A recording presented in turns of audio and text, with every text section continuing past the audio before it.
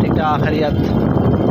दोस्तों आज हम आए थे डेरा मुफ्ती से नवाई इलाके सियाफ में, तो यहाँ पे कुछ दोस्तों पे दावत था, कोई प्रोग्राम थे, तो उसकी वजह से सोचा था अभी रास्ते में वापसी जा रहे थे, सोचा था कि दोस्तों के लिए एक वीडियो बना के शेयर कर दें, तो दोस्तों को भी रहनुमाई होगी और देखेंगे भी सही। माशाल्लाह जो हमारा डेरा मुफ्ती का नवाई इलाका है सियाफ, यहाँ पे बहुत ही जो है ना ज़रख़े ज़मीनें हैं, बेहतरीन आबपाशी का निज़ाम मौजूद है यहाँ पे अल्लाह के फजल करम से।